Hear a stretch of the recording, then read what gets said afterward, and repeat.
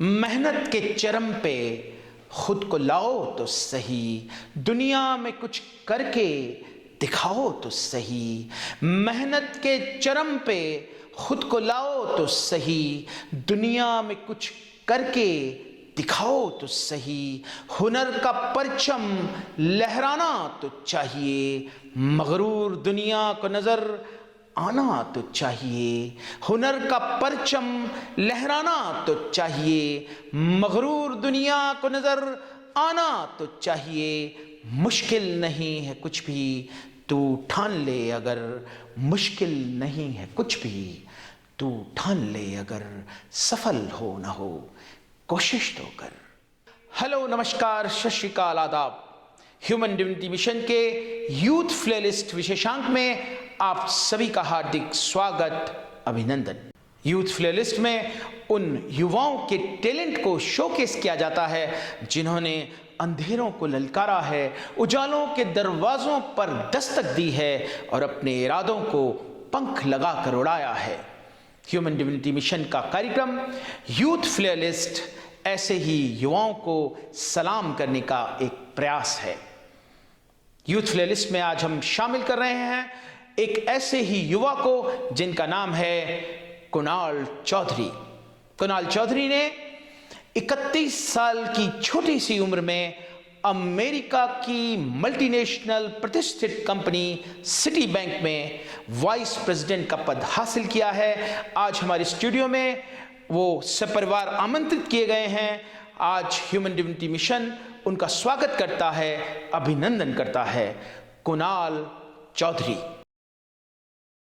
आस बांधता है क्यों, लक्ष्य साधता है क्यों, आस बांधता है क्यों, लक्ष्य साधता है क्यों, इरादों को बना डगर, इरादों को बना डगर, जुनून पर चला सफर, इरादों को बना डगर, जुनून पर चला सफर। बनना है तो नीर बन, बनना है तो नीर बन, सब में गुलर आगे चन, बनना है तो नीर बन।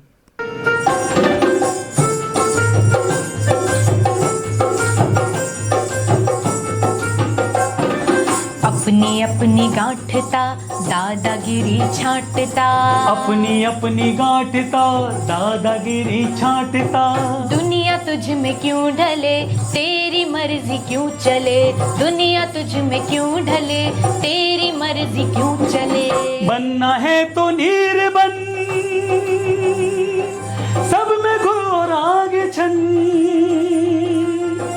बनना है तो नीर बन, सब में घोर आगे छन। फकीर तन फकीर मन, प्रेम भरे दो नयन, फकीर तन फकीर मन, प्रेम भरे दो नयन। द्वारे द्वारे बांटता, द्वारे द्वारे बांटता, ज्ञान का अनमोल धन, ज्ञान का अनमोल धन, ज्ञान का अनमोल धन। तो कुणाल, कुछ बचपन की ओर ले जाते हैं हम आपको। बचपन कहाँ से शुरू हुआ, पढ़ाई, एजुकेशन, स्कूलिंग कहाँ से था? मेरा स्कूलिंग सिरोही से ही चालू हुआ, सेंट पॉल से जी। वहाँ से नर्सरी से 10th तक सेंट पॉल, नर्सरी से 10th सेंट पॉल से, saint Paul's school. Good good good. हाँ, सो वो जर्नी काफ़ी अच्छी थी, बिकॉज मतलब सिरोही में वो उस टाइम में सबसे अच्छा स्कूल था, सबसे अच्छा स्कूल। और मेरे जो सिस्टर थी वो हिंदी मीडियम में गई थी, बट फिर पेरेंट्स ने मेरे को इंग्लिश मीडियम में डाला। So that was new for us, for our family at least. Yes yes. तो वो एक एक्सपीरियंस डिफरेंट था, एंड आई एम ग्रेटफुल कि वो मुझे उस start of my education journey मेरे को वहीं से स्टार्ट हुआ। So that helped a lot, because I made lot of friends जो आज भी मेरे फ्रेंड्स हैं नर्सरी से। और वो जैसे एक आध नाम बताइए, हम एयर करेंगे इसको। तनय शर्मा, आशीष टॉम, पीयूष मेड़तिया, सो ये सब अभी भी दोस्त हैं एंड दे आर एट एक जज है उसमें। So we talk about it कि हमारी जर्नी कैसे रही है। Yes yes. तो that is very fascinating for me, and at the same time अभी आज के ज़माने में सब सोशल मीडिया के कारण ग्लोब बढ़ चुका है, तो people are connecting, US, Canada सब एक स्मॉल ग्लोब ही बन गया है। Yes. तो उसमें लोग जो पुराने दोस्त थे और वो इतना कनेक्शन बन नहीं पाता है, बिकॉज आपके पास हर लेवल पे नए आते रहते हैं, तो वो आपका बन नहीं पाता है। बट आई एम ग्रेटफुल कि मेरा आज भी वो बचपन के कनेक्शन, जो नर्सरी से कनेक्शन से वो हैं, so that's a real memory, और वो कभी फेड नहीं होती, because when we sit we discuss about it. Yes, so हम शुरुआत से फर्स्ट क्लास सेकंड क्लास के कोई इंसिडेंट्स होते हैं वो डिस्कस करते हैं, लाफ अबाउट इट। तो कुछ एक आध घटना, एक आध बचपन की कोई ऐसी इंसिडेंट्स याद है आपको, कोई ऐसी रोचक सी बात? रोचक सी बात तो क्योंकि मैं बहुत स्टूडियस था, तो मतलब हमारे में जैसे फादर जो का अगर मैं जिक्र करूं इधर, तो मतलब वो एक फिगर थे हम सब के लिए, जिनको we were looking at him from inspiration perspective, but एक डर भी था। तो उनका डर ऐसा डिसिप्लिन था उनका डिसिप्लिन बहुत स्ट्रिक्ट थे। तो जब भी मतलब कुछ ऐसा सिचुएशंस होती थी स्कूल में, मस्ती कर रहे हो या ये कर रहे हो, तो मेरे साथ वो इंसिडेंट बहुत ही कम हुए, इसलिए मुझे याद है, क्योंकि एक आध बार ही ऐसा हुआ होगा कि फादर जो के सामने आप आए हो स्टिक के सामने। तो वो वैसे इंसिडेंट्स हैं जब हम मस्ती कर रहे होंगे और फिर सब दोस्त एक साथ लाइन में खड़े थे।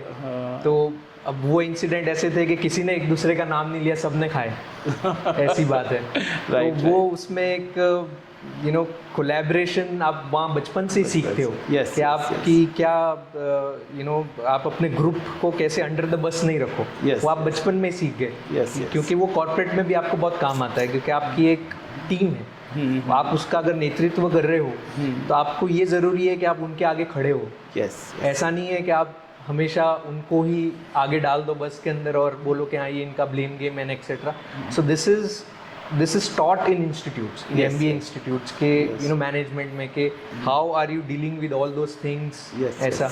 तो वो आई एम ग्रेटफुल कि वो बचपन से ही हमको यहाँ सीखने को मिला, बिकॉज यहाँ पर चीज़ें कम थी, रिसोर्सेज कम थे, तो हम खुद से ही आपस में ये सीखना हमने दोस्तों से ही चालू किया, एक दूसरे से।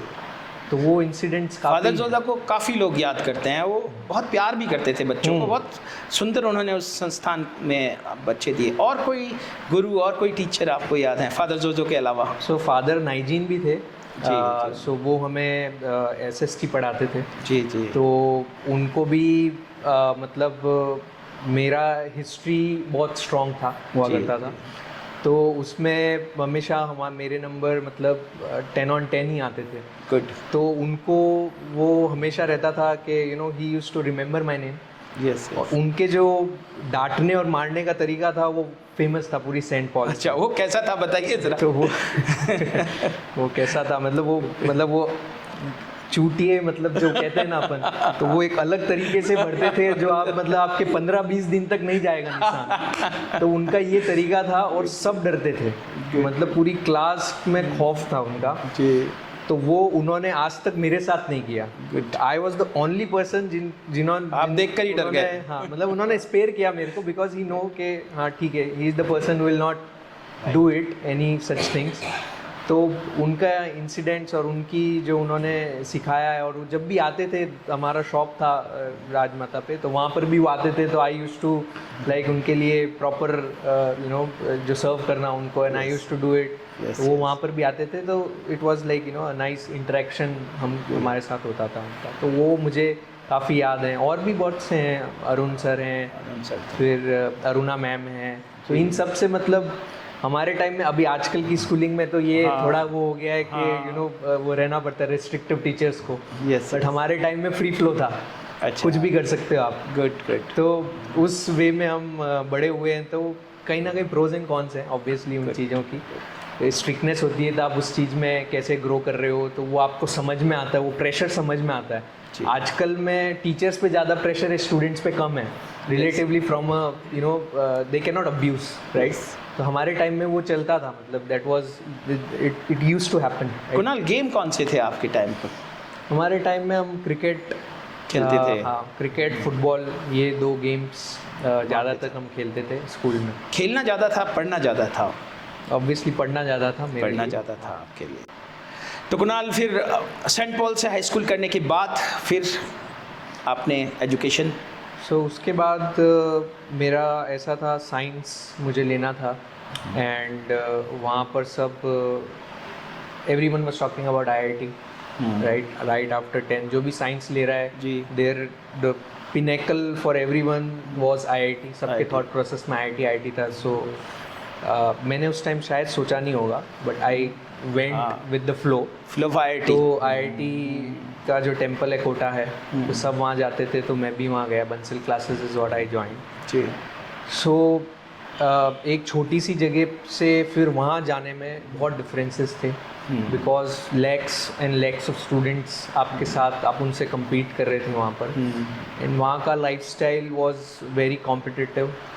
बहुत सी चीज़ें नहीं भी थी, आपको फूड का इशू आता है, आपको रहने का इशू, आपको गलत संगत में आने का issue, because all type of students होते हैं वहाँ पर। हर कम्युनिटी, हर एरिया से जो भी हैं सब आते हैं वहाँ पर पढ़ने के लिए अपना।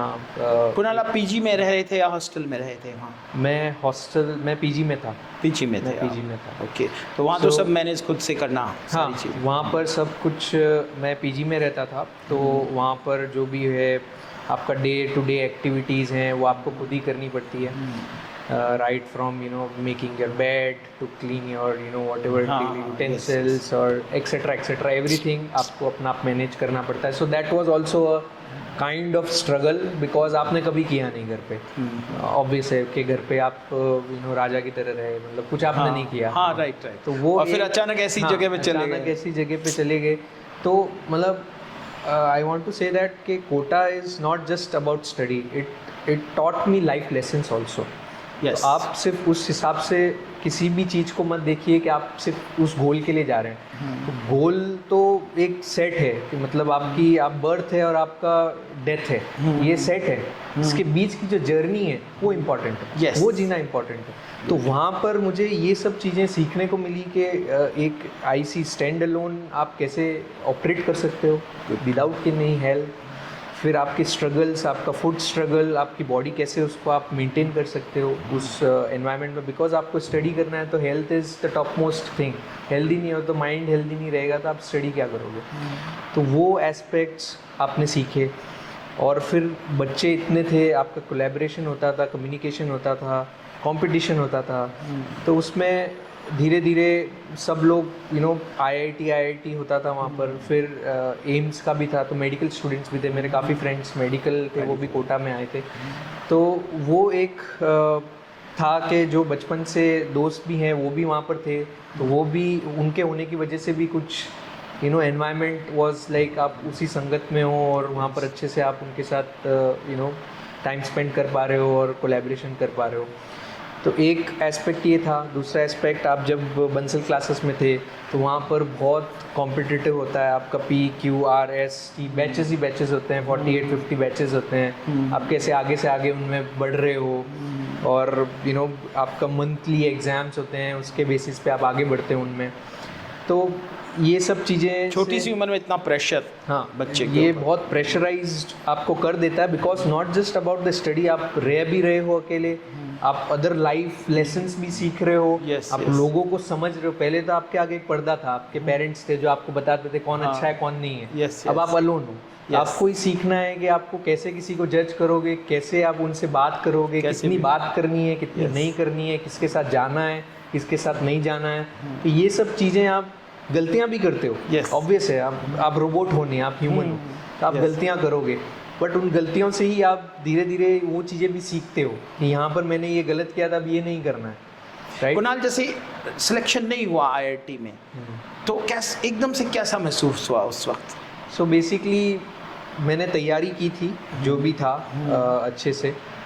उससे पहले मैं बीमार हो गया था, चिकन पॉक्स हो गए थे just 10 days before the exam. Yes. तो मॉरल मेरा थोड़ा डाउन हो चुका था उस time. Yes yes. But still जो भी था I gave my best, I would say. तो सिलेक्शन मेरी रैंक आई थी IIT में विच वॉज अराउंड 7-8,000।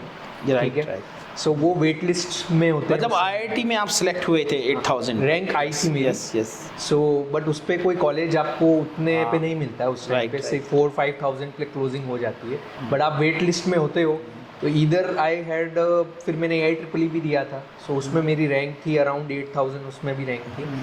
सो उसकी काउंसलिंग चल रही थी NIT की.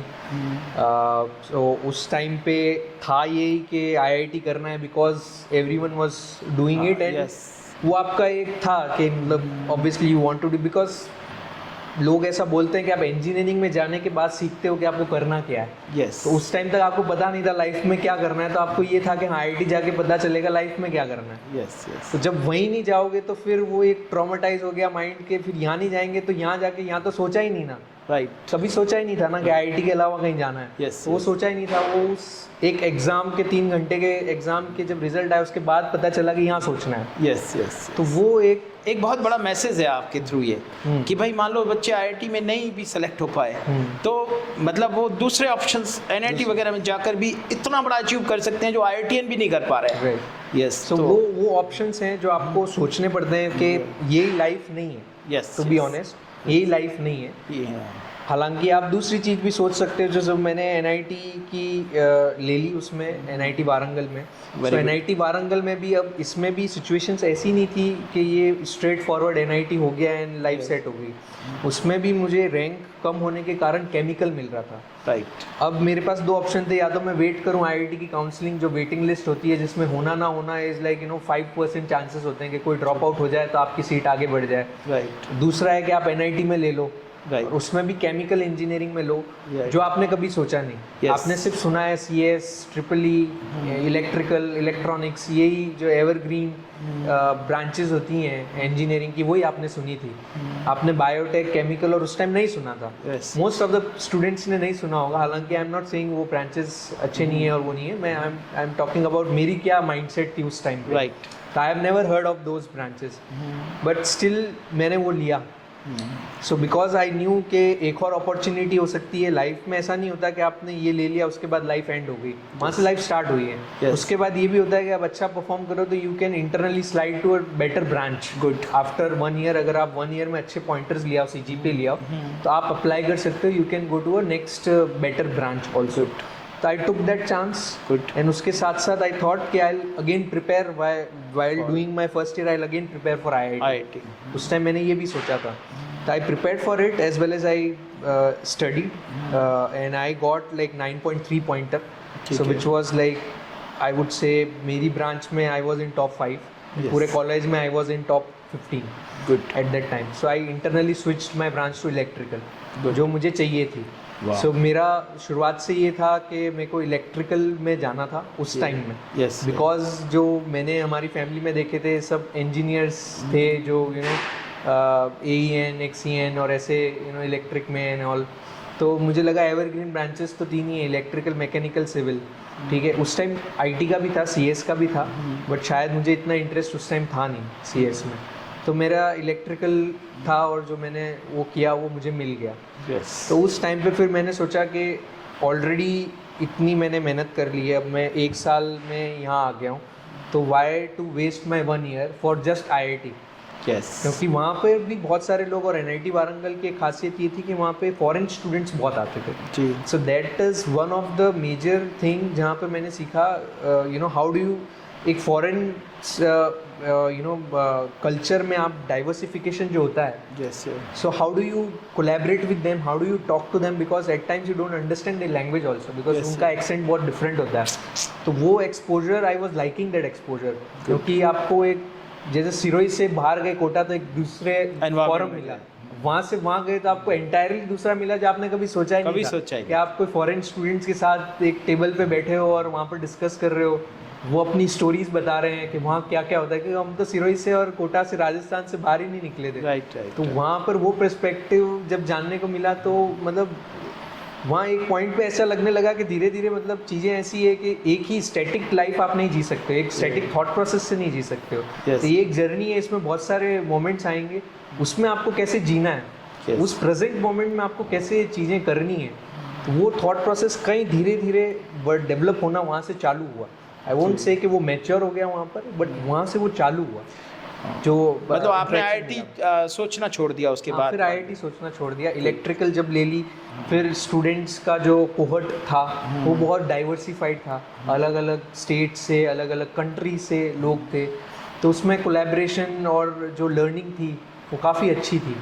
अच्छा कुणाल, स्टेट वे जो आज के बच्चे कोटा में पहुंच गए हैं IIT सोच करके, उनको कोई ऐसा खूबसूरत मैसेज आप देना चाहोगे कि यार तुम पढ़ रहे हो, बस मतलब ये चीज़ तुम सोचो, इस तरह का कोई मैसेज आप डिलीवर कर सकते हो? हाँ, सो मेरे हिसाब से ये होगा, जो मेरी जर्नी रही है कोटा में, उसमें मैंने भी स्ट्रगल्स देखे हैं और हर कोई देखेगा। सो आई वुडंट से कि सबकी लाइफ हैप्पी होगी, हैप्पी लाइफ किसी की नहीं होगी। Right. सबके अपने अपने स्ट्रगल्स होंगे और यू कैन नॉट कंपेयर एक दूसरे के स्ट्रगल, क्योंकि हर का माइंडसेट डिफरेंट होता है, हर की कैपेबिलिटीज डिफरेंट होती हैं। Good. तो आप एक दूसरे से कंपैरिजन ना करें, आप अपनी एबिलिटीज को ब्रशअप करें। गुड। आपके पास्ट से अपने प्रेजेंट को और अपने फ्यूचर को कंपेयर करें। बहुत बढ़िया। क्योंकि वहाँ पर आज मैं जिस लेवल पे हूँ, मेरे से ऊपर आज मैं मुकेश अंबानी से कंपेयर करूँ या एलॉन मस्क से कंपेयर करूँ, तो वो भी डिफरेंट है ना। Yes yes. तो मैं जब उस लेवल पे आऊँगा तब उस लेवल से उसकी चीज़ें देख सकता हूँ, बट जो मैं आज लेवल पे हूँ वो मैं अपने हिसाब से ही देख सकता हूँ, मेरी क्या थी पहले की और मेरी क्या है अब, क्योंकि ये comparison is never ending. Yes. World is all relative. आप आज जिस पोजीशन पे हो, आपको लग रहा है मैं टॉप पे हूँ, मुकेश अंबानी अगर सोच रहा है मैं टॉप पे हूँ, कल कोई और आ जाएगा, तीसरा आ जाएगा, चौथा आ जाएगा, तो वो एक रिलेटिव टर्म्स है। तो आप अपनी प्रोग्रेस को देखें, उसको एनालाइज करें। बहुत खूबसूरत बात है, मतलब अपने को हराना है, अपने से आगे बढ़ना है। से आगे बढ़ना। गुड। तो अपने को हराना, अपने से आगे बढ़ना और लगातार बढ़ते जाना, ये बहुत बड़ा, यही लाइफ, ये बहुत ही सुंदर। बर्थ टू डेथ के बीच की ये जर्नी आपकी जर्नी है। रोज अपने को इम्प्रूव करो, आप अपने आप को इम्प्रूव। Yes yes. सो मैंने NIT वारंगल में एडमिशन लिया केमिकल ब्रांच में। उसके बाद मैंने वहाँ 1 ईयर तक काफ़ी एकेडमिकली मैं स्ट्रॉन्ग रहा वहाँ पर, बिकॉज मेरे माइंड में ये था इंटरिम चीज़ कि I have to switch to electrical branch, तो उसके लिए you have to score, right. तो फर्स्ट ईयर में ऐसा होता है कि सब साथ में होते हैं, there is no differentiation of branches, तो सब ब्रांच इकट्ठा बैठते हैं। तो वो कोहर्ट बहुत बड़ा कोहर्ट हो जाता है, 500 लोगों का, 500 स्टूडेंट्स का कोहर्ट हो जाता है। तो उसमें आपको अगेन जो आपकी कोटा से बैकड्रॉप में आपके था, जो आपने इतने प्रेशर में आप वर्क कर चुके थे, तो वो कहीं ना कहीं हेल्प किया। आई वुडंट से कोटा अगर IIT नहीं हुआ तो डेट डजंट मीन कि कुछ नहीं हुआ। आपने वो जो 2 साल एक्सपीरियंस किया है, वो आपको 100% काम आएगा, और वो मुझे काम आया फर्स्ट ईयर में। तो जो प्रेशर मेरे को वहाँ मिल रहा था वो रिलेटिवली मुझे आसान लगा, क्योंकि कोटा का प्रेशर और ज़्यादा था उससे। तो चीज़ें आसान होने लगी मेरे लिए, कॉलेज लाइफ बहुत आसान होने लगी, और फर्स्ट ईयर में मैंने काफ़ी अच्छा परफॉर्म करके इलेक्ट्रिकल ब्रांच में स्विच कर लिया। आपने अपग्रेड किया? गुड। तो उसके बाद सेकेंड ईयर से मैं इलेक्ट्रिकल ब्रांच जो थी उसमें हमने काफ़ी उसी में ही का सारे कोर्सेज थे इलेक्ट्रिकल के, और वो मेरा इंटरेस्ट भी था इलेक्ट्रिकल। सो जो आफ्टर फर्स्ट ईयर जो थर्ड टर्म था, सेकेंड ईयर का first term, I top my branch in entire electrical branch मैंने टॉप किया। उसके लिए I got scholarship also. Good. So second year entirely my tuition was in scholarship. Good. Third year entirely was scholarship. Good. Fourth year was our Jain community, minority community का scholarship. Good. 3 years of my college was entirely scholarship paid. So and उससे मुझे I was becoming self driven at some point, और वो आसान लगने लगा मुझे, क्योंकि स्लोली आप जब मल्टीपल चीज़ एक साथ एक ही तरीके से करते रहते हो, it's about consistency. So consistency, and आज भी मैं my wife and my parents, my sister would know, I always give them this particular thing कि consistency is most important thing in life and it's the most difficult thing in life. Yes. आप consistency achieve कर पा रहे हो, वो कहना आसान है, उसको करना सबसे डिफिकल्ट है। अगर आप वो कर लेते हो उसके आगे कुछ नहीं है। गुड। वो सबसे बेस्ट थिंग है। तो वो धीरे धीरे वो चीज़ें सीखी मैंने इंजीनियरिंग में ही, और जो फॉरेन एक्सपोजर मुझे कॉलेज के थ्रू मिला, उससे मुझे जब मैं यूनिवर्सिटी ऑफ टोरंटो में मैंने माइटेक्स प्रोग्राम होता है, so that is all collaboration between Canada and India government, MHRDC, तो उनका कोलैबोरेशन होता है उसमें। तो उसमें आप फेलोशिप मिलती है आपको, and you apply for it, और आपको सिलेक्शन करना था। तो उस टाइम मैंने स्मार्ट ग्रिड्स मेरा फर्स्ट प्रेफरेंस था, जो कि उस टाइम बूमिंग था।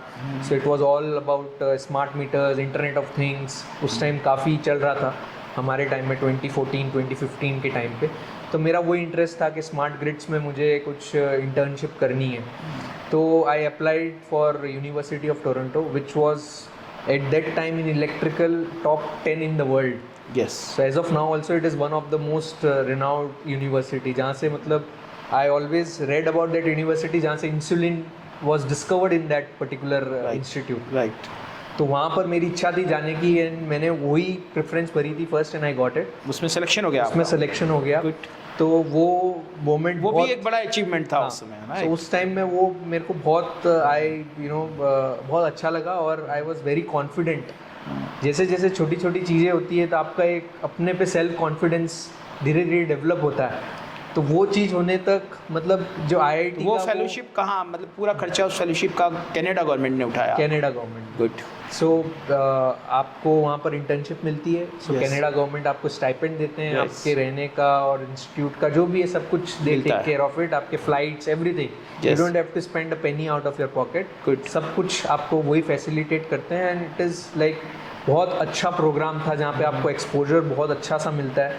एंड वहाँ पर मेरे लिए आसान इसलिए हो गया क्योंकि मैं ऑलरेडी कॉलेज में फॉरेन स्टूडेंट्स के साथ कम्युनिकेट करता था. तो हमारे बैच में होते थे, कॉलेज में होते थे. तो वहाँ पर इतना ऑड नहीं लगा कि हाँ आप फर्स्ट टाइम जा रहे हो बाहर. That was my first time outside India. So उसमें काफ़ी हेल्प मिली क्योंकि स्टूडेंट से ऑलरेडी कम्युनिकेट कर चुके थे.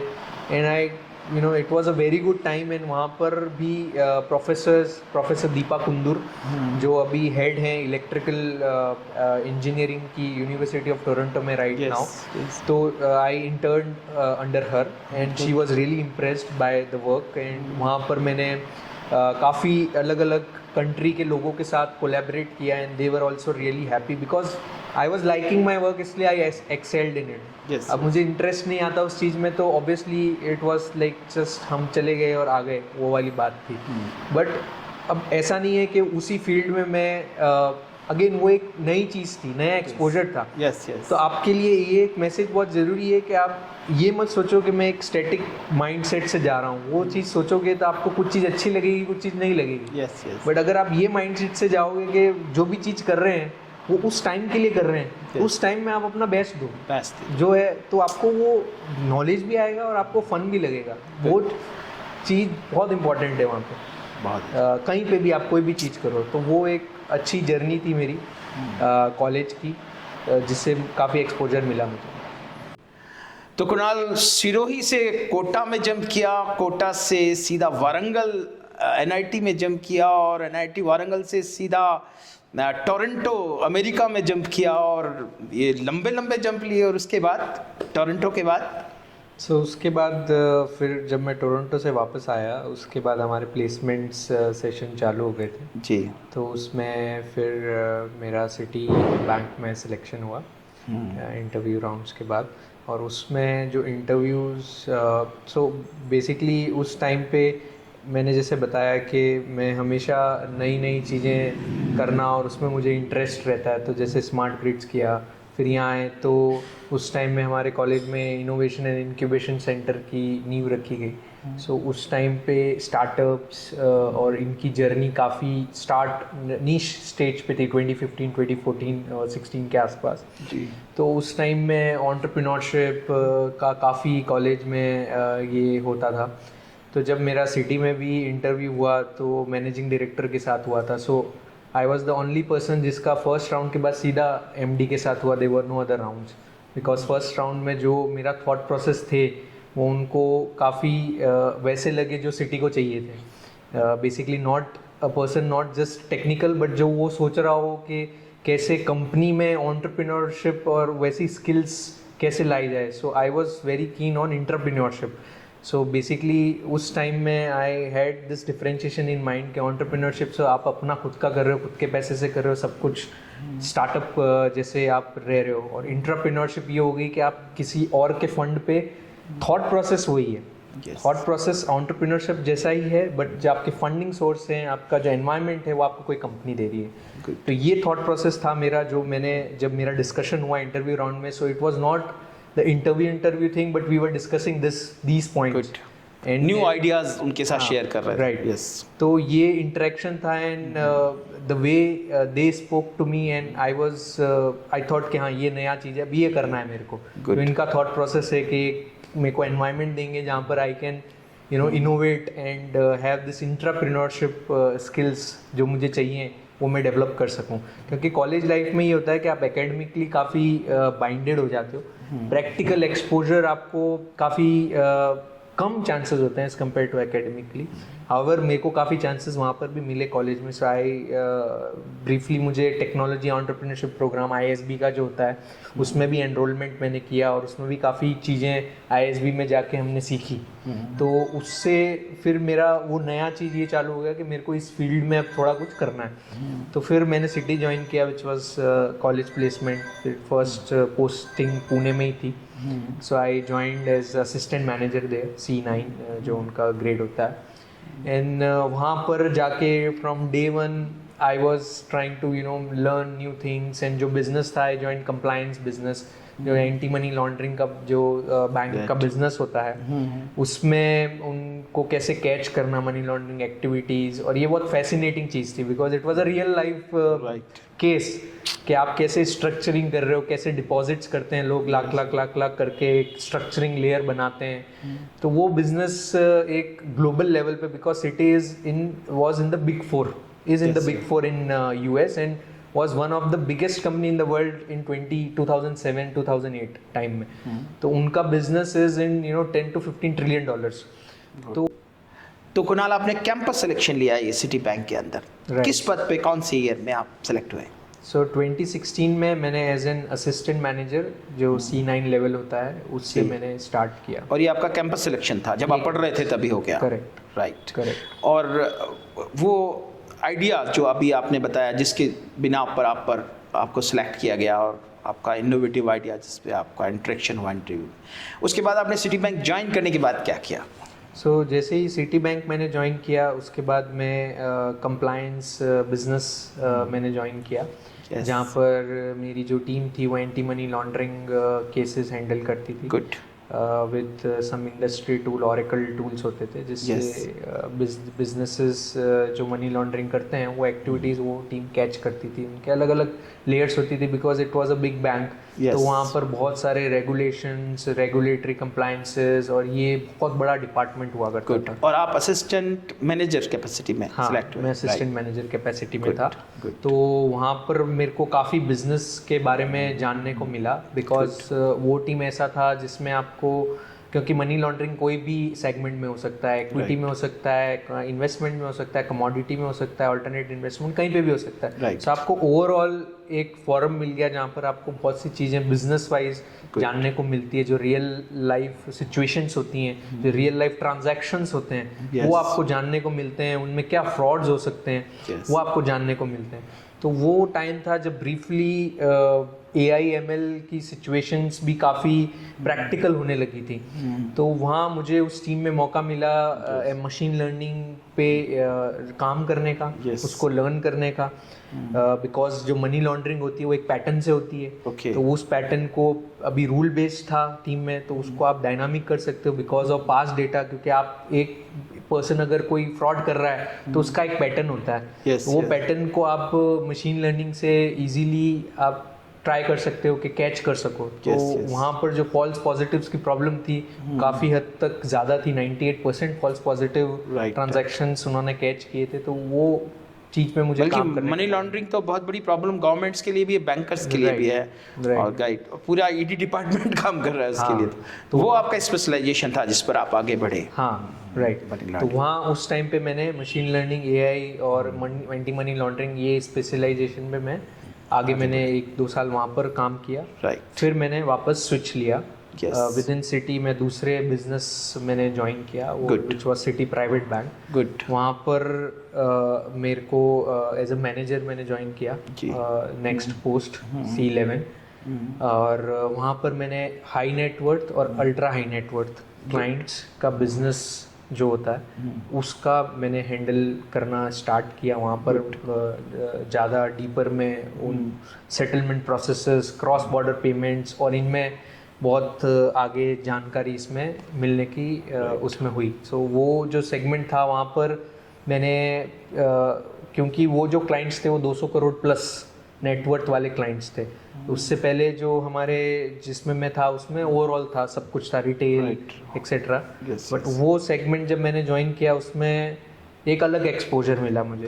क्योंकि उसमें आप उनके थॉट प्रोसेस देख रहे हो जो बहुत ही हाई लेवल पे राइट, जिनकी स्टार्टिंग ही 200 करोड़ प्लस है।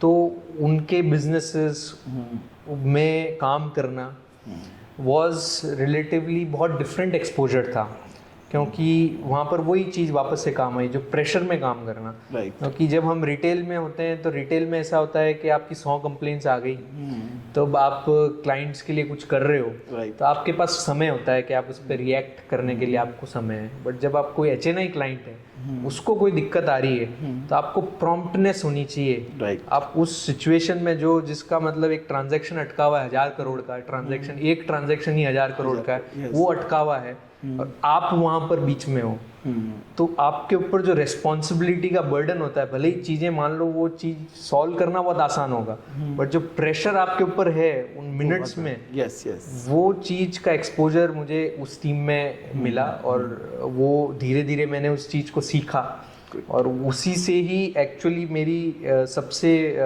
हेल्प जो मुझे मैच्योरिटी गेन करने में हुई वो इसी सेगमेंट की वजह से हुई है। तो जो आज मैं लेवल पे आया हूँ वो किसी को सिटी बैंक में मिलता नहीं है इजीली, बिकॉज उसमें एक्सपीरियंस काफ़ी चाहिए। एक वाइस प्रेसिडेंट रोल जो होता है वो एक मैनेजरियल रोल हो गया, जहाँ पर आपके डिसीजंस आपके होंगे, उसको क्वेश्चन शायद कोई नहीं भी करेगा। तो आप जो डिसीजन ले रहे हो वो आप HNI को इम्पैक्ट करोगे। तो जहाँ से बैंक का मेजॉरिटी ऑफ बिजनेस आता है, मेजॉरिटी ऑफ प्रॉफिट आता है जहाँ से, तो वो डिसीजन जब आप लोगे तो वहाँ पर आपकी मैच्योरिटी काफ़ी काम आती है। क्योंकि आप जब लोअर लेवल पे होते हो तो आप कुछ चीज़ सोचते हो कि हाँ चलो ऐसे कर लेंगे, बट आप शायद उसको पूरी तरीके से सोचते नहीं हो कि इसके क्या क्या रिपरकशंस हो सकते हैं, क्या है क्या नहीं हो सकता। जो हम डे टू डे लाइफ में डिसीजंस भी लेते हैं तो कभी हम इम्प्रॉम्प्टू ऐसे ही ले लेते हैं डिसीजन, सोचते नहीं कि इसके बारे में ये होगा वो होगा वो होगा वो नहीं होगा। तो वो चीज़ आप नहीं कर सकते हो वहाँ पर। तो वो मैच्योरिटी जब आप में देखते हैं लोग, क्योंकि हायर मैनेजमेंट में यही चाहिए, आपकी टेक्निकल स्किल्स होंगी, आपकी फंक्शनल स्किल्स होंगी, आप बिजनेस समझते हो, वो आपको एक लेवल तक ही ले जाएगा। उसके आगे जो चीज़ है वो आपकी peoples skill and decisioning skills हैं कि आप क्या ले रहे हो, किस सिचुएशन में ले रहे हो, उसका क्या इम्पैक्ट है, वो आपको नंबर दिखा। निर्णय लेने का करेज हो और सही निर्णय हो, हाँ दोनों चीज़ें एक कॉम्बिनेशन है। तो इसके बाद आपने वापस शिफ्ट किया सिटी बैंक में। हाँ, फिर मैंने जो US पर्सनल बैंकिंग है, जो सिटी बैंक में मर्जर हो गया था, US पर्सनल बैंक और city gold, city private and city wealth, ये सब का एक मर्जर होके एक नया टीम बनी, वेल्थ टीम। तो उस टीम में फिर अब जब रिसेंट ये जब मर्जर हुआ उसके बाद I now got promoted in that segment, in the wealth segment. तो वो एक overall global wealth segment city का है, जहाँ पर जो भी क्लाइंट्स हैं $5 मिलियन से लेके द मैक्सिमम सारे क्लाइंट्स उस सेगमेंट में आ गए। पहले जो मेरा सेगमेंट था वो $25 मिलियन से स्टार्ट होता था, अब ये पूरा कंसोर्टियम आ गया है। जो जितने भी HNI क्लाइंट्स हैं पूरे ग्लोब के, वो सिटी बैंक के जो पूरे ग्लोब के क्लाइंट्स हैं वो हम फैसिलिटेट अब मेरी टीम करती है। NAM, EMEA, APAC ऑल 24/7 सारे रीजन्स के हम एप्लीकेशंस हम ही देखते हैं, हमारी टीम देखती है उसमें। तो बेसिकली वाइस प्रेसिडेंट की जो प्रोसेस चल रही थी वो काफ़ी लंबी थी, बिकॉज सिटी में अभी रीस्ट्रक्चरिंग भी काफ़ी हो रही थी।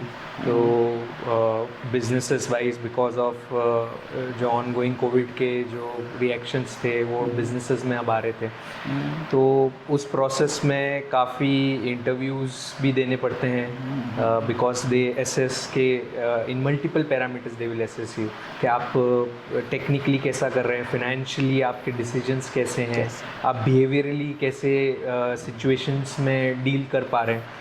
So that process was itself was very educating for myself, because I prepared उस situation के लिए कि क्या क्या चीज़ें हो रही है। तो वो जब फाइनल डायरेक्टर के साथ जो मीटिंग हुई जिसमें उन्होंने फाइनल मुझे बताया कि दिस इज़ हैपनिंग नाउ, तो I was very much satisfied कि now finally this is happening and I would have my own team to look at and then a upper management role जहाँ पर I would be able to now not only have, जिसमें मेरी ही चीज़ें impact नहीं होगी, but I will have multiple people जिनकी भी चीज़ें, जिनका भी करियर इम्पैक्ट होगा. तो I was happy as well as I was trying to prepare myself from a mindset perspective कि ये आने वाला है अब. यानी खाली खुशी नहीं है, एक जिम्मेदारी का बोझ भी आया है ना. Yes yes. तो कुणाल एक सामान्य से मध्यवर्गीय परिवार से निकलकर एक सुरई जैसे एस्पिरेशनल डिस्ट्रिक्ट जिसे आज कहा जाता है, भारत सरकार की लिस्टिंग में इसे पिछड़े हुए जिलों में माना जाता है, जनजातीय बाहुल्य क्षेत्र है ये. यहाँ से स्कूलिंग करके, जहाँ अंग्रेजी का अखबार भी बच्चों को आसानी से पढ़ने को नहीं मिलता, वहाँ से स्कूलिंग करके आपने अपने आप को आज इतनी बड़ी पोजीशन पर लाया है, वाइस प्रेसिडेंट बने हैं आप सिटी बैंक के. तो ये जो यूथ है जो इस समय तैयारी कर रहा है, जो इस समय पढ़ रहा है, इस समय कोशिशें कर रहा है, इस समय प्रयास कर रहा है, उनके लिए क्या मैसेज आप देना चाहोगे? ज़रूर. मैं यही कहना चाहूँगा कि जो मेरी लाइफ है वो एक बेल कर्व अगर आप बनाएंगे तो 68 to 70% स्टूडेंट्स और लोग उस बेल कर्व में होंगे, बिकॉज ये एक नॉर्मल इंडिया में ऐसी ही लाइफ होती है, बिकॉज हमारी पावर्टी लेवल काफ़ी है हाई है, पर कैपिटा इनकम भी काफ़ी लो है. सो बहुत से करोड़ों लोग, 30-40 करोड़ लोग स्टूडेंट्स इसी रेंज में, इसी माइंडसेट में होंगे स्टूडेंट लाइफ के हिसाब से. तो मैं उनको यही कहना चाहता हूँ कि आपकी जो लाइफ है उसको आप एक स्टैटिक गोल से मत देखिए कि मेरे को ये अचीव करना है, बस ये नहीं है. वो अचीव आपने कर लिया, वो आपकी डेस्टिनेशन है, बट आपकी जो जर्नी है उसमें आप क्या क्या उसके साथ सीख रहे हैं वो बहुत इंपॉर्टेंट है. वो आपको शायद उस टाइम में नहीं समझ में आ रहा होगा कि इसका क्या हेल्प है, इस प्रेशर का क्या करूं मैं, जो मेरे को प्रेशर इतना आ रहा है इसका मैं क्या करूं, और या फिर मैं जो ये कोलैबोरेशन कर रहा हूँ या लोगों से बात करना, उनकी चीज़ें समझना, एम्फोथाइज करना, तो ये भी एक वैल्यूज़ हैं जो हमारी एकेडमिक या एजुकेशन सिस्टम इतना कवर नहीं कर सकता उसको. वो बट एक सर्टेन लेवल तक आपको एकेडमिक्स ज़रूर ले जाएगी, आपको एक प्लेटफॉर्म ज़रूर दे देगी. भले ही आप IIT से प्लेटफॉर्म लो, NIT से लो या कोई भी कॉलेज से लो, एक प्लेटफॉर्म के बाद आप सब सेम हो. उसके बाद आपके वैल्यूज़, आप कितने ईगर हो अचीव करने के लिए, और आप क्या कर रहे हो उसमें आपको इंटरेस्ट आ रहा है या नहीं आ रहा है, ये चीज़ हो सकती है. कि कोई लोग स्टैटिक थॉट प्रोसेस से चलते हैं, वो भी ठीक है. कोई लोग, जैसे मेरा थॉट प्रोसेस है, कोई भी चीज़ लो आप ओपन रहो, open to change. Change is the only constant. आप ओपन रहो चेंज के लिए. तो आप जो चीज़ जिस समय में मिल रही है उसमें आप उसका पूरा फन वे में उसको करने की कोशिश करो, उससे सीखो. ये लाइफ के लेसन्स हैं. तो आप कोई थप्पा लेके जाओगे, वो थप्पा को कोई याद नहीं रखेगा, बट आप एज अ पर्सन क्या हो, आप कितनी हम्बलनेस रखते हो. तो जैसे जैसे आप ग्रो करते हो आपकी हम्बलनेस ग्रो होनी चाहिए, रिड्यूस नहीं होनी चाहिए. राइट. तो आप जितना ऊपर जाओगे उतना आप लोगों को इम्पैक्ट करना चालू करोगे. लोग आपको देखेंगे कि हाँ भाई ऐसे है, ऐसे इसने किया है इस सिचुएशन में, और ऐसे आपसे सलाह मांगेंगे. तो आप में ये हम्बलनेस डेवलप होनी चाहिए कि आप सबको कैसे किससे कैसे बात कर रहे हो, कैसे लोगों से आप उनको भी ऊपर आने की प्रेरणा दे रहे हो, प्लस उनकी खुद से हेल्प कर रहे हो. जैसे मेरी टीम है तो I always think about them कि उनका ग्रोथ कैसे हो. तो उनका ग्रोथ जब होगा तभी मैं नेक्स्ट लेवल पे ग्रो कर पाऊंगा. अगर वो ही ग्रो नहीं करेंगे तो मुझे उनके लेवल पे ही काम करना पड़ेगा, क्योंकि किसी को तो काम करना ही पड़ेगा. तो आप ये थॉट प्रोसेस से अगर आप हर फील्ड में चलें कि आप ये डिपेंडेंसी वाला थॉट प्रोसेस ना रखें कि नहीं मैं यही चीज़ कर रहा हूँ, मैं ये चीज़ करूँगा और मैं ही करूँगा, तो वो नहीं हो सकता. आप ये सोचें कि मैं ये कर रहा हूँ अभी, कल मैं कुछ और करूँगा, ये करूँगा, और जो मैंने कर लिया वो मैं किसी और को भी समझाऊँ, सिखाऊँ, ताकि वो ग्रो करेंगे. तो वो जब ग्रो करेंगे तब मैं भी ग्रो करूँगा. तो वो थॉट प्रोसेस से आप अपनी लाइफ को आगे ले जाएंगे तो बहुत अच्छी चीज़ है. क्योंकि एकेडमिक्स के लिए आपको बहुत से साधन आजकल मिल गए हैं. आपको यूट्यूब है, आपको मतलब नॉलेज की कोई कमी नहीं है अगर आप लेना चाहते हो तो. बट ये जो एक ह्यूमन स्किल्स हैं इनकी कमी है, क्योंकि ये प्रैक्टिकली आ सकते हैं. ये करने से ही आएंगे, ये करने से ही आएंगे, ये सीखने से ही आएंगे, उनको एक्नॉलेज करने से ही आएंगे. बिल्कुल. एक्नॉलेजमेंट भी एक बहुत इंपॉर्टेंट एस्पेक्ट है आज की जनरेशन में, बिकॉज हमारी जो जनरेशन है वो दो चीज़ों के बीच में है. हमारी पेरेंट्स की जनरेशन थी, उनकी थॉट प्रोसेस अलग है। जो हमारे से अभी 2020 या 10 के बाद पैदा हुए हैं, जेनजीज एंड एक्सेट्रा, एल्फास, उनकी थॉट प्रोसेस बहुत डिफरेंट है। तो आपको ये चीज़ हमेशा सोचनी पड़ेगी कि आप किस हिसाब से उनसे इंटरेक्ट कर रहे हो, और ओपननेस आप में होनी चाहिए कि आप हर के थॉट प्रोसेस समझें, एक्नॉलेज करें कि हाँ ये भी थॉट प्रोसेस हो सकता है, ये भी हो सकता है, दोनों हो सकते हैं। आप भले ही उस पर काम करें या नहीं करें, या उसको आप अपने डे टू डे एक्टिविटी में लाएं ना, that is a second question. The first block, the most important step is to acknowledge. तो आप लाइफ में एक्नॉलेजमेंट इज वेरी इंपॉर्टेंट। आप रिजिड ना रहें किसी चीज़ के लिए, स्टबन ना रहें कि बस यही है, यही करना है, यही करेंगे। वो thought process is very difficult. वो अगर आप यूथ अगर उससे उभर जाए और इसको एक्नॉलेजमेंट को अपना एक की मान ले कि हाँ किसी का थॉट प्रोसेस सुनना है और उस पर आप काम करें नहीं करें वो एक सेकेंड स्टेप है। आप उसको सुने, उसको समझें कि ये भी एक थॉट प्रोसेस है। ये बहुत इंपॉर्टेंट मुझे लगता है, जो मैंने इम्प्लीमेंट किया है मेरी जर्नी में। I am always open to change. जो मेरे थॉट प्रोसेस थे, कंपनी में भी व्हेन आई जॉइन, मेरे थॉट प्रोसेस कुछ थे जहाँ पे मैं आर्ग्यू करता था, बी इट फेमिनिज्म हो या विमेन एम्पावरमेंट में हो। सो आफ्टर मैरिज मेरे वो थॉट प्रोसेस काफ़ी बदले हैं, right, because I was acknowledging things. So वो एक इम्पॉर्टेंट एस्पेक्ट मेरा बचपन से रहा है कि I used to listen to people. हाँ ये थॉट प्रोसेस है। अब बचपन में आपको मिला नहीं होगा थॉट प्रोसेस, वो एक अलग बात हो गई है। बट आप अभी आजकल ज्ञान की कमी नहीं है। आप अगर सुनना चाहते हो तो कोई भी चीज़ सुनने के लिए आपके पास अवेलेबल है। बट आपको सुनना जरूरी है। ये चीज़ मैं जरूर बोलना चाहूँगा कि ये चीज़ यूथ को लेनी चाहिए।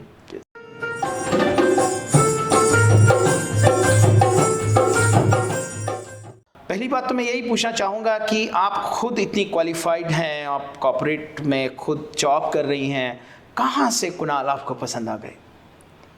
So we met through a formal setup only, like arranged marriage ही था, but also it had like a twist of love marriage as well. So you can say it's a love come arranged marriage. कहानी क्या हुई?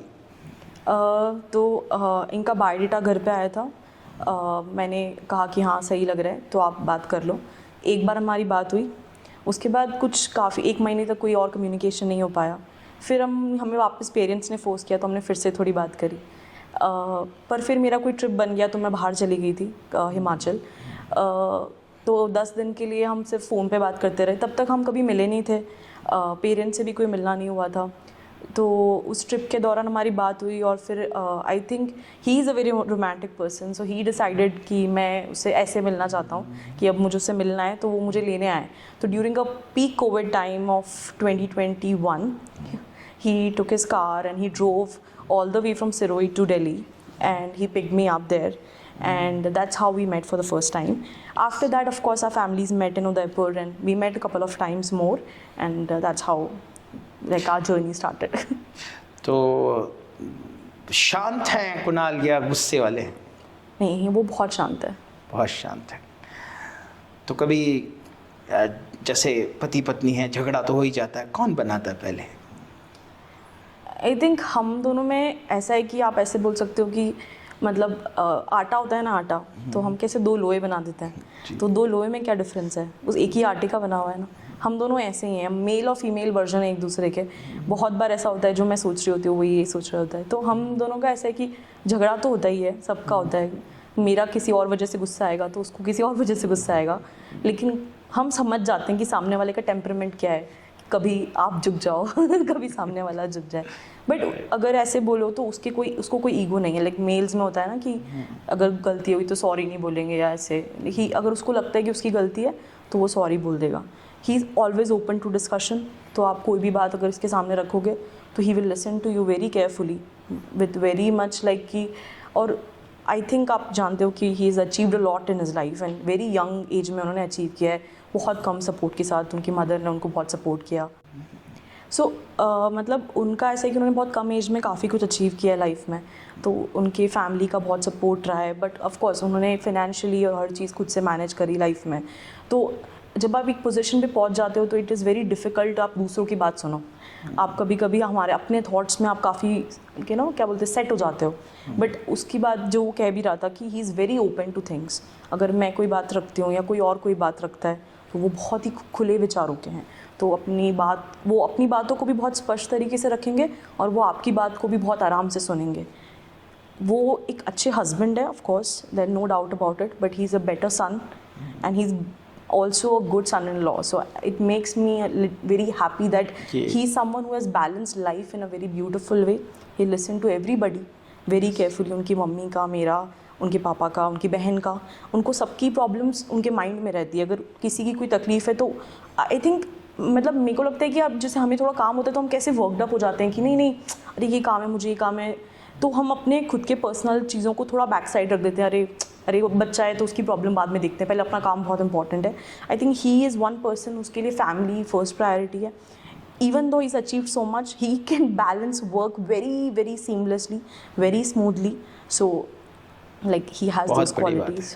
बहुत बड़ी बात, बहुत सारी तारीफ है, कैमरे पर रिकॉर्ड हो रही है कुणाल। तो ये कहा जाता है हमारे हिंदुस्तान में कि एक हर सक्सेसफुल आदमी के पीछे एक औरत होती है। तो आप पत्नी के रूप में क्या अपने आप का रोल मानती हैं? इतना बड़ा वाइस प्रेसिडेंट का उन्होंने अचीवमेंट किया है। I think I start by saying कि मतलब बहुत लोग ऐसे बोलते हैं कि लाइक बहुत सक्सेसफुल लोगों के पीछे औरतों का हाथ होता है। I think he is not kept me behind, he is kept me us with his side, like by side. मतलब वो मुझे अपने से बराबर समझते हैं और वो उसी तरीके से मेरे कंट्रीब्यूशन को देखते हैं अपनी लाइफ में। जैसे वीपी बनना मतलब जैसे एक ऑफिस होता है, जो एक कंपनी होती है, उनके पॉजिटिव्स बहुत सारे होते हैं क्योंकि वो वर्ल्ड के होते हैं।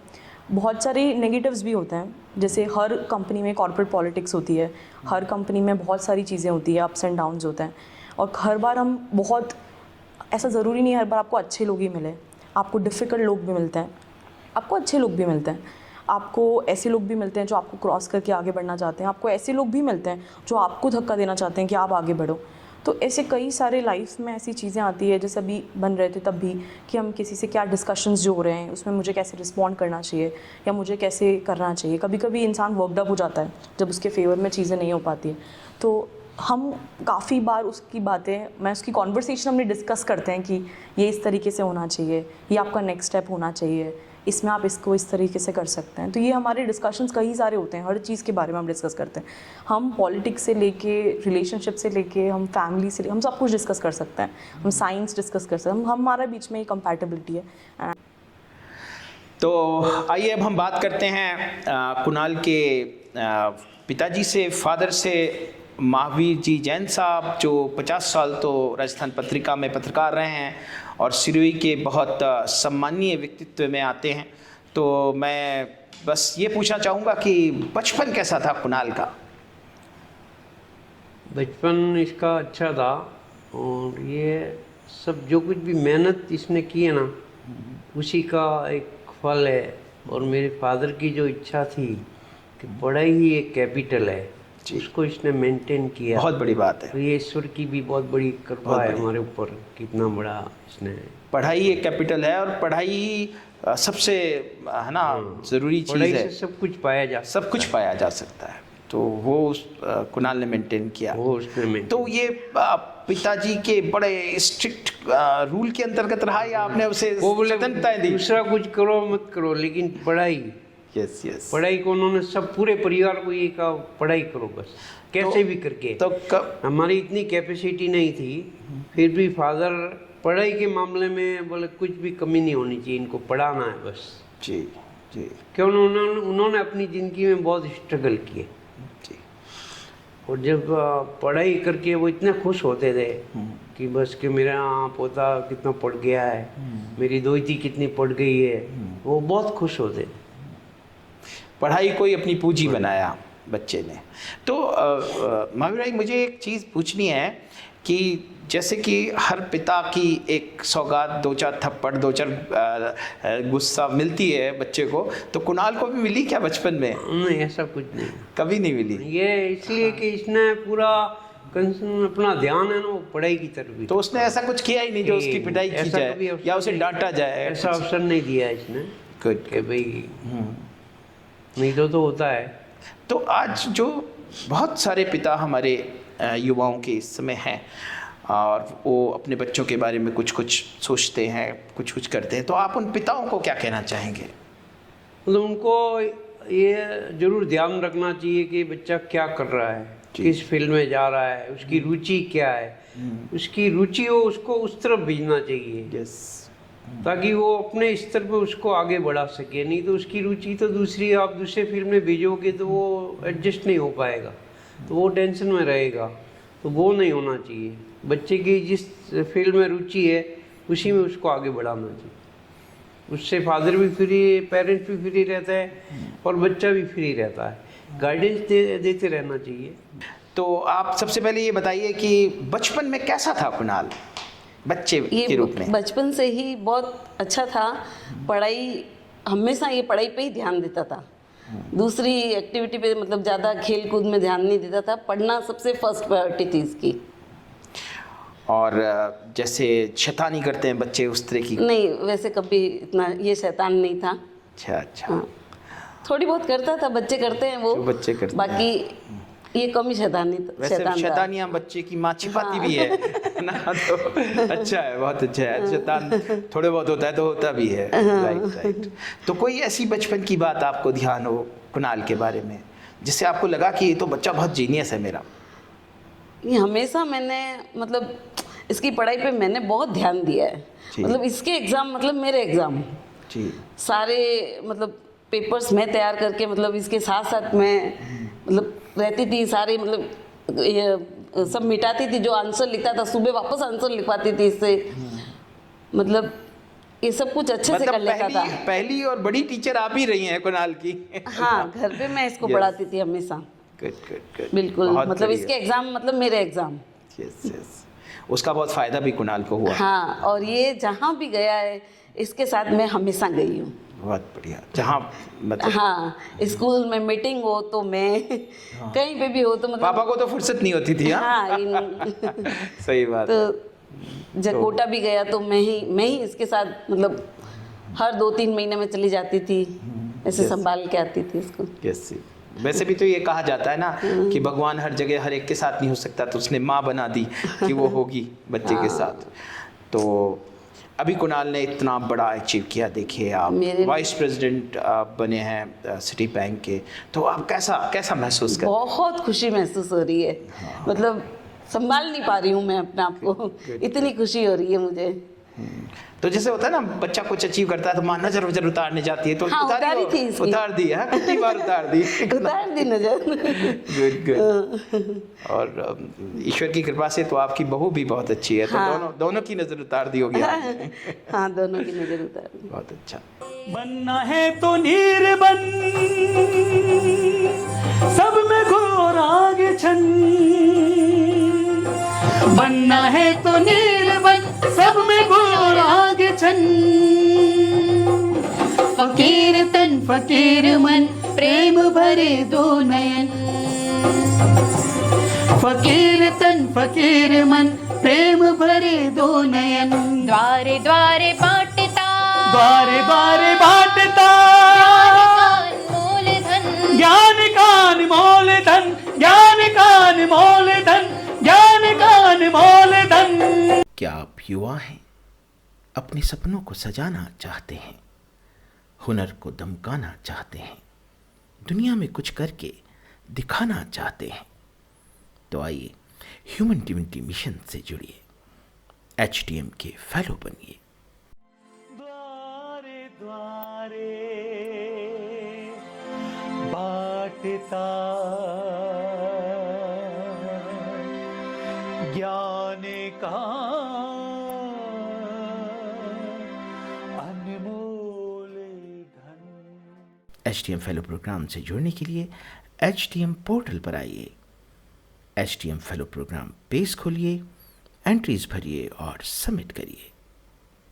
ह्यूमन डिविनिटी मिशन युवाओं के लिए एक एजुकेशनल प्रोग्राम है जिसकी कोई फीस नहीं है, कोई शुल्क नहीं है। ह्यूमन डिविनिटी मिशन के प्लेटफॉर्म पर पार्टिसिपेट करने के लिए आप अपने टैलेंट की एंट्रीज भेज सकते हैं। पोर्टल पर आइए, HTM youth flair list page खोलिए, ध्यान से पढ़िए, अपनी परफॉर्मेंस की वीडियो बनाइए और हमें भेजिए। द्वारे द्वारे बाटता